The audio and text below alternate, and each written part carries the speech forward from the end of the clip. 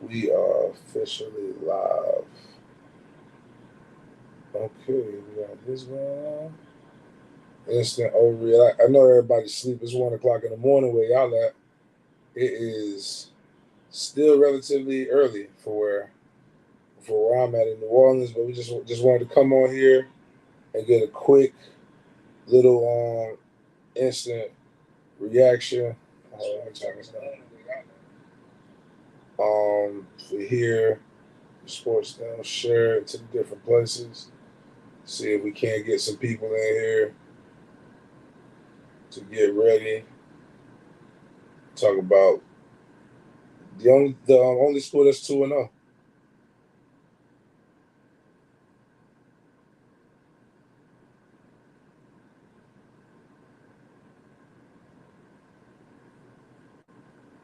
The Warriors don't owe me nothing yet. Gotta recover, man. What's going on, Peter Shields? Make sure y'all go check this out on YouTube as well. Share with your friends. This will be up on SoundCloud too. Um, what up, Island Boy? What up, Corey? What up, Kate? We're gonna talk about all that, man. Let me go share this thing. Share this with your friends. Let's talk about the game, man. We're gonna get into it. Just a quick overview of what I saw. From the mind of a former player. It's just about perspective, man.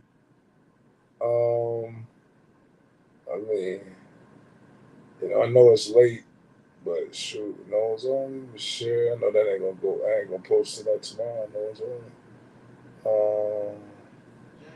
Yo, I don't know. I don't know what happened with help. Nah, not right now. But check this right here, guys. One, LSU and Florida State. Very two programs that got a lot of tradition. A lot of people love them. A lot of talk going on. Um, but I've always told people this the entire time since I saw them in the spring that there was something different about this group. I've been like one of the, this is what happened. You gotta forgive me for my voice. I feel like I'm hitting puberty right now, but I'm real. I'm a realist. I've told people what I like, what I didn't like from day one.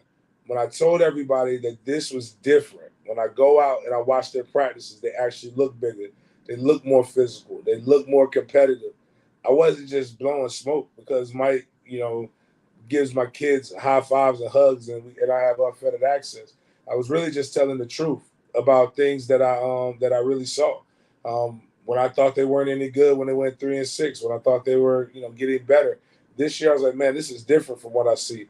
And it's about time that y'all start listening to the guys who actually you know picked up picked up the ball and like played this shit. So I also told you guys that we had a fullback dive. That's not a new wrinkle. That was during fall camp.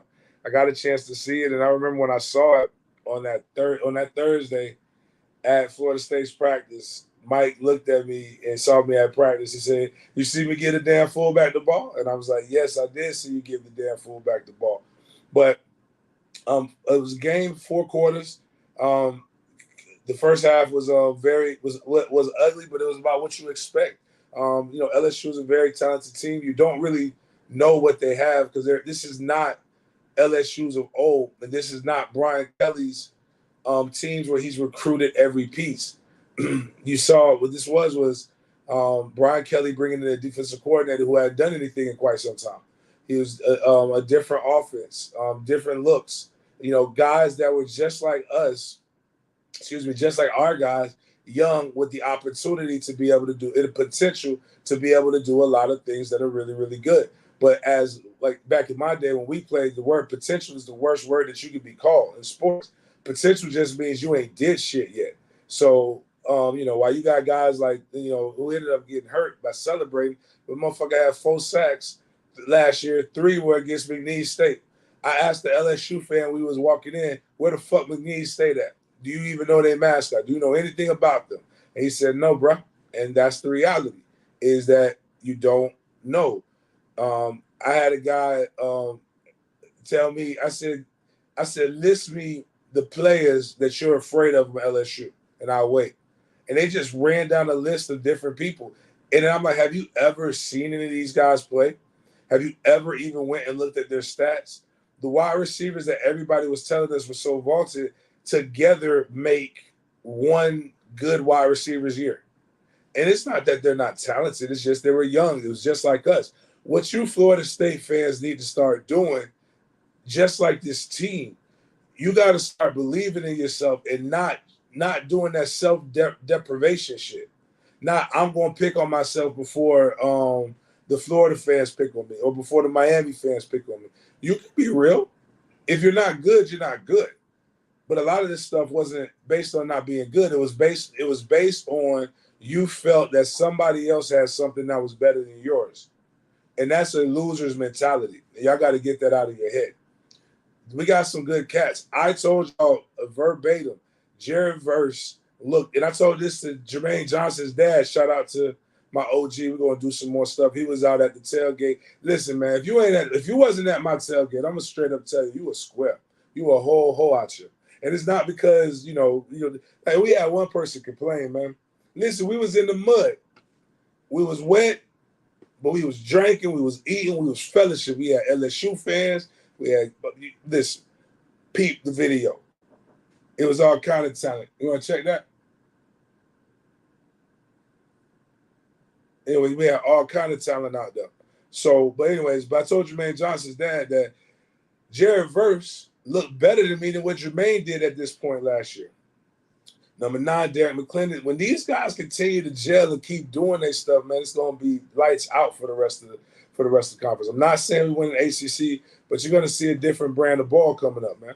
So it's just good all around, nice all around, man. And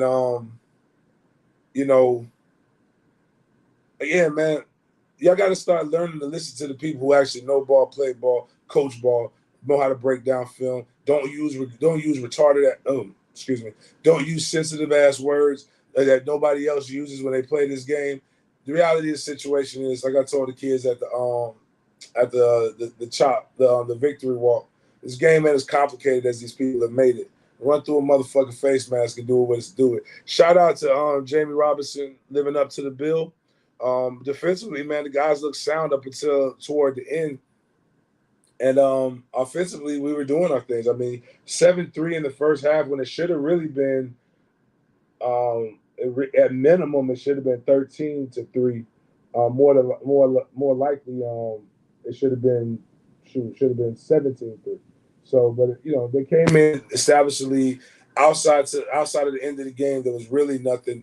It was never really in danger until the final minute. We literally crushed them on every aspect of the game. TOP, which is time of possession. We ran the ball pretty decently. We threw the ball pretty decently. Can y'all stop the narrative that Jordan Travis can't throw the ball? Jordan Travis did a damn good job playing quarterback today. Jordan Travis didn't lose the game. I'll go into my 3 things, my 3 things, the good, the bad, and the ugly of this game. Because there's a lot of good. Obviously, one of the toughest things to do is win a ball game. If it was easy to win ball games, we wouldn't be in the situation where we're at in the dynasty era. Wouldn't be looked at in the manner in which it is. But we won. The guys can go into doing have a very good bye week. Hopefully they get some tail, and we move forward from there. But the three things, the good is that we won, and the offense dictated the game. We got time of possession. We dominated that. We never let it go. Even toward the end, like we were literally moving the ball methodically down the field at will.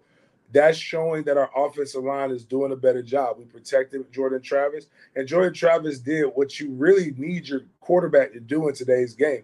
Everybody wants to see, the 500-yard passing game, but that's just not necessary to win. Jordan Travis was a true point guard. I actually think Jordan Travis might have tried to be too much of a quarterback and not run at times when they probably could have saved us. But at the same time, his patience is what set up things. And I think it was really, really good. It was extremely accurate, if I remember correctly. Let me pull up these stats so I can make sure I'm not telling you guys lies. So this is the I'll go to good, bad, and ugly on offense and defense and all of those other things. Let me find this bad boy. Damn, boy, I still can't believe Georgia beat the shit out of um my guy Dilly and them like that.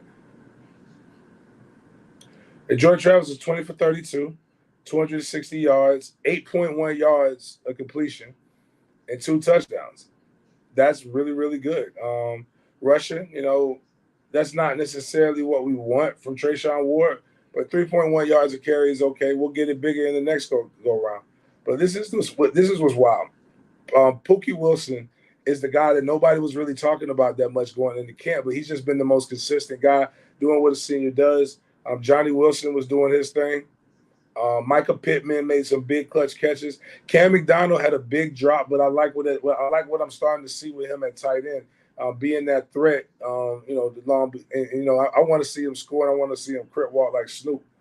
But that was the good. The bad was the way we got into red zone situations and stalled out. You had the first one we missed the kick. You had the second one when we went for it on fourth down and we threw that wasn't a fade. We threw the corner. I believe it was a corner route we threw, and then we fumbled it.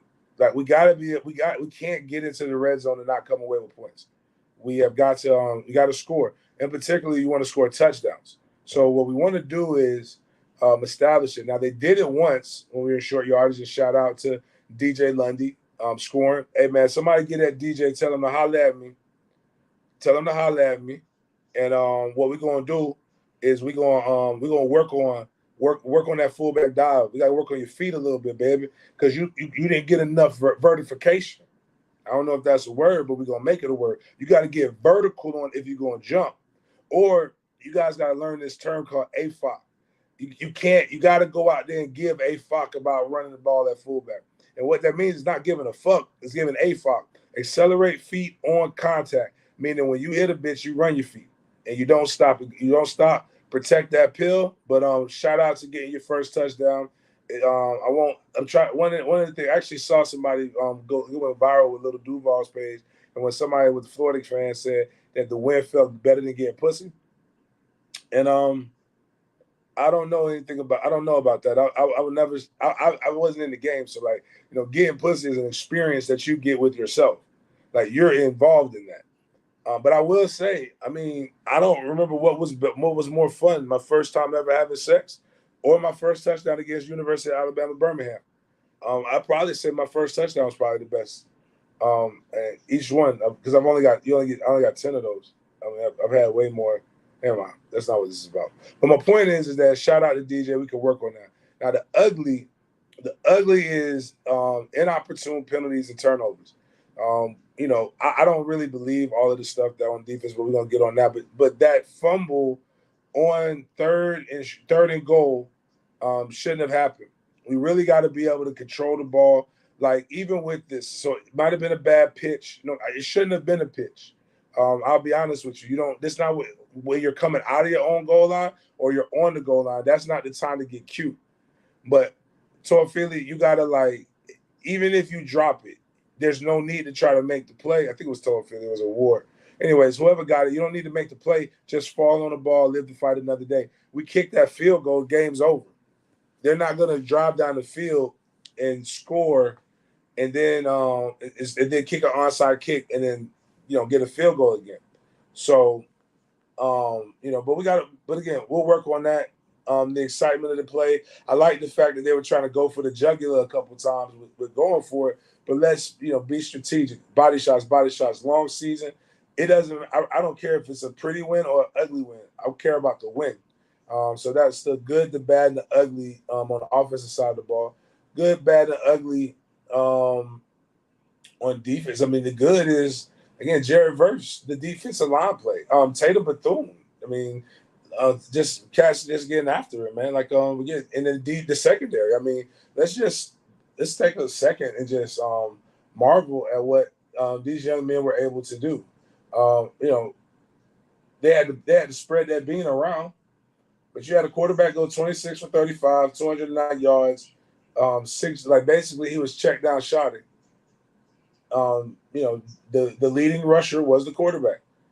You literally put.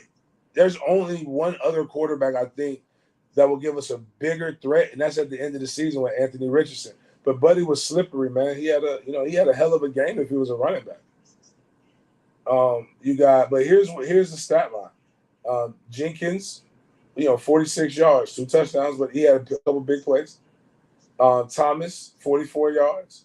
Taylor, 42 yards. Neighbors, 34. Butte, who was the one that everybody was talking about, 20. Lacey, 14. Nobody really got loose. Nobody really got a little bit of jiggy. So defensively, you did your thing. Shout out to Coach Fuller, who I've been saying Coach Fuller is a better coach than y'all give him credit for. Like, I mean, I know it's cool. It's the vibe to hate Coach Fuller. But the reality of the situation is Coach Fuller is not a bad coordinator. He's got tools. He's got talent now. And, they're doing a good thing. Now we just got to keep recruiting. And, here's what I think. The biggest, I got to tell everybody, the best beat reporter at Florida State is James Anthony Coleman III. And Trey Fuller's Trey's favorite coach.